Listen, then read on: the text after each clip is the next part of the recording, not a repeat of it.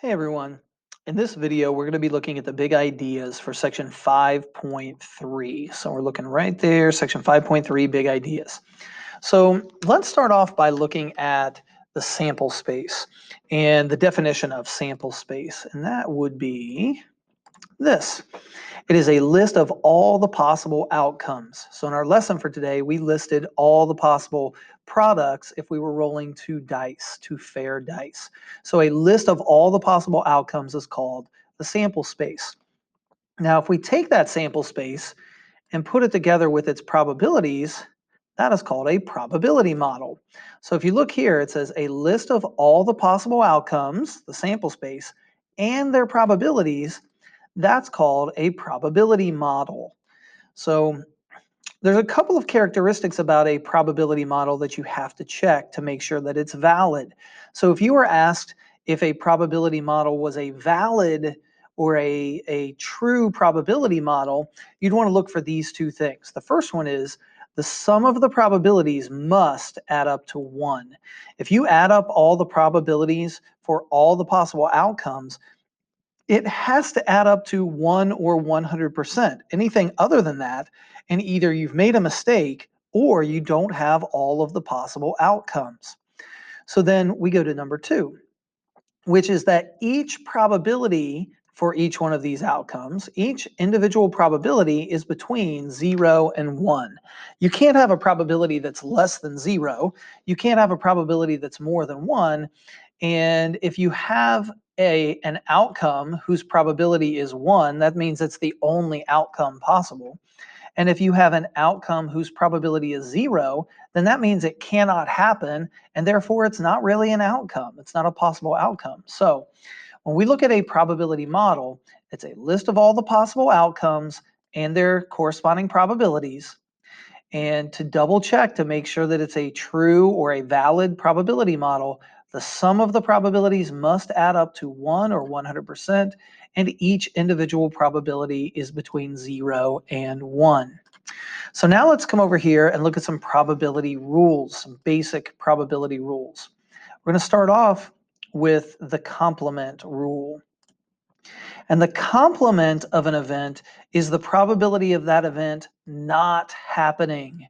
So we saw some examples today in our lesson, like what is the probability of not rolling a product of 6? Well, the first thing we want to look at is the notation for that. And that is this right here. The probability of A with this superscript C. Now, this isn't A to the C power. This is the probability of the complement of C. Now, another way that you could say this is the probability of not C. And the probability of not C, or I'm sorry, not C, but not A. The probability of not A. Well, that would be 1 minus the probability of A. So the probability of an event not happening is called the complement, and that's 1 minus the probability of that event happening. So then let's go to the next rule, and that is our general addition rule. And the general addition rule looks like this. The probability of A or B is equal to the probability of A plus the probability of B. You can just add the two together.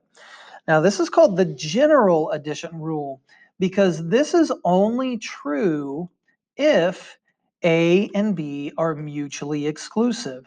So let's take a look at what mutually exclusive means. Well, that means that the two events cannot happen or occur at the same time. The events cannot occur together, or they cannot occur at the same time. Those are mutually exclusive events. Okay? So if you have mutually exclusive events, then the probability of A or B, if A and B are mutually exclusive and cannot occur at the same time, then the probability of A or B is equal to the probability of A plus the probability of B. Now I'm going to add one more notation here, and that would be this. The probability of A union B. So if you see this notation, The way that you pronounce it is union, so the two together. And so this right here is the same as or. A union B with this symbol right here that looks like a U is the same as or. A or B, probability of A or B and the probability of A union B mean the same thing.